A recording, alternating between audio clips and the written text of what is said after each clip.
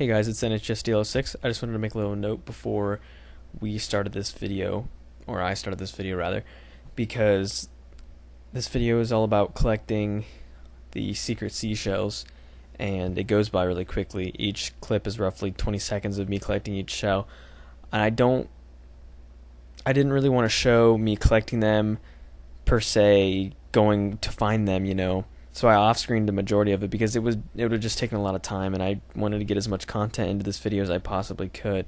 So I'm going to do my best to describe to you where they are in case you're using this for a walkthrough or you're just curious as to where some of the shells are if you've played and just haven't found any.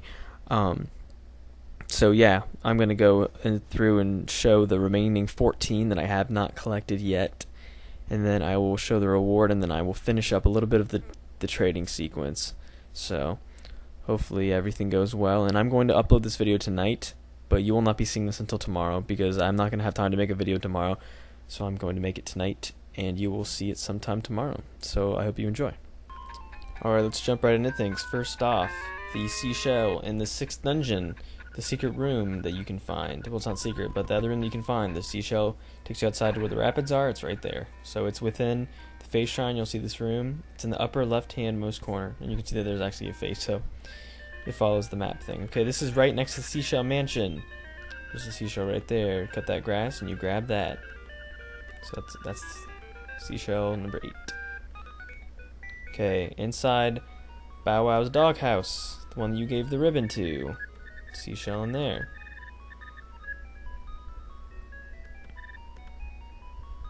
And I accidentally sped it up. Sorry. Okay, within the tail cave. Before we didn't have bombs, but now that we do. So you're going to come in here. You're going to bomb this wall. You're going to head to your left. And in the secret room, there is another secret seashell. Okay. Now when you have 10 secret seashells, if you come in the seashell mansion, I kind of say seashell mansion, and it sees that you have 10, which is halfway through, you'll get a gift, and your gift is a freebie. So that is going to be your 11th seashell. Okay, back through the maze, where the pig goblins are, there is another seashell. Easy one to find underneath that rock. And in roughly the same area, if you follow the little cave there's an indented wall.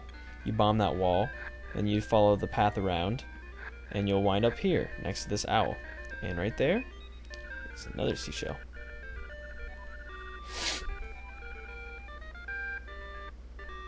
Okay, next, this is near the mermaid statue. This is in Martha's Bay. What you're going to do is you're going to come across here, and keep digging around just like the last one. Dig around. It's to the left. You'll find another seashell. Not sure how many I have yet, but that's not important. Okay, now the ghost that you had to take around, he told you to go back to his house and check in the pots, and that's for good reason. And would it be in the obvious one? No, of course not. So it's in the bottom right.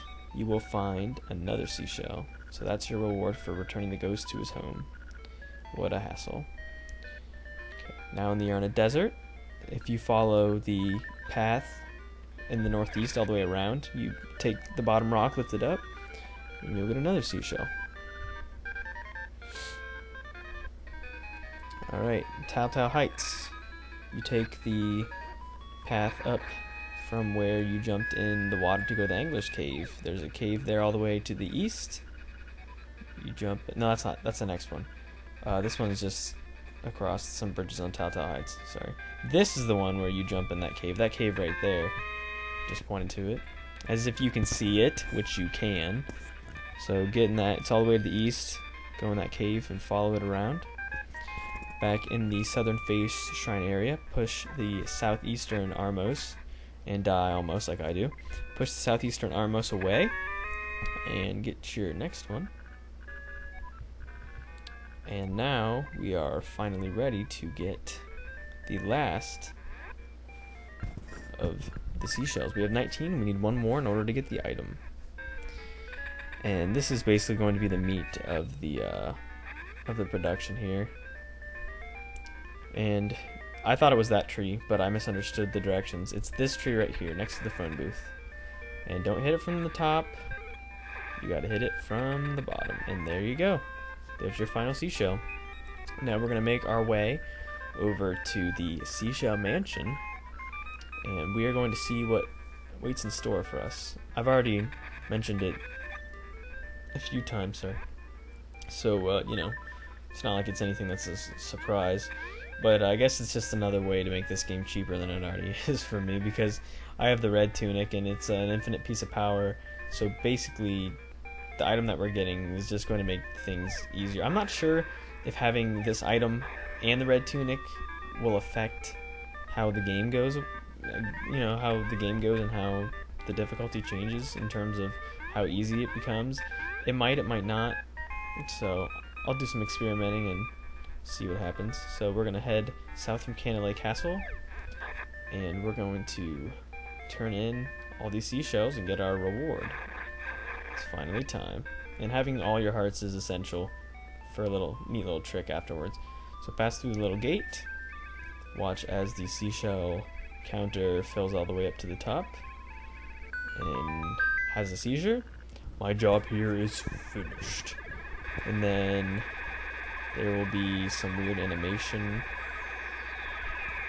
I'm not really sure what the point of this is, but it turns into a neat sword. Awesome. That shoots needles. Awesome! Needle shooting sword. You've got a new sword. You should put your name on it right away. Okay, and it can shoot beams. That's the cool part. So, like the level 2 sword in Seasons and Ages, you can definitely shoot beams now. And this was short-lived because douche goblin decided to attack me and make me lose my heart. So no more beams for this episode, but definitely having the sword with beams is, it's not, I mean, you can definitely go through the game without it, because I did in my original save file. You can really go through without it, but it's kind of a neat little thing to have, shooting beams when you're at full health. So, and I honestly don't know if having the tunic, having a piece of power and being able to shoot beams is incredibly cheap, but if you're playing through this game, why wouldn't you? So, and now if you go through the bay and head south, you're going to come across this fisherman underneath this bridge. You really wouldn't know about this unless you had, you know, pre-existing information about this game. If you didn't look this up, you probably would never know. I mean, there are hints, but it's kind of vague. So, you know, it would be kind of hard to understand, because there's a few bridges in this game and you're going to think it's the one by the castle, but it's not. Okay? My, that's a big one. That's what she said. So now we're going to trade in the fishing hook, and we're going to get a necklace. And if we recall, there was a nice little mermaid in the bay who was complaining about not having her necklace. She lost it, and in reward for her necklace, we will get something that is the final piece of the trading puzzle. So let's go over here and give this aquatic woman her necklace. Ah, that's my necklace. Give it back. I will give you a scale as I said. Okay, we're gonna give it to her. And this is really awkward. Diving underwater, supposedly quote unquote getting a scale, but you know. And then there's this weird little animation for jumping around, which is really pointless, and it disables you from being able to move. So finish that part up, and now that we have the scale, there is, as referenced by the alligator in the animal village, he said that his masterpiece was almost complete, but it was missing a scale. So now that we have said scale, and now that we're gradually dying, we can make our way across this bridge. Across this bridge. Well, okay. First we're gonna head this way. And then we're gonna go across this bridge. Oh, no, we're not. We don't need to. Never mind. I lied. You put the missing scale in the mermaid statue. So now, you put that scale in there, you move it aside, and you're gonna get a little staircase. And here's the final piece to the puzzle. With the magnifying glass. So you can use that for a few things, and we'll go into that later. But anyway, I've been NHSDL6. Thank you for joining me. I'll see you guys later. Thank you. Goodbye now. Goodbye. Goodbye. Thank you. Goodbye.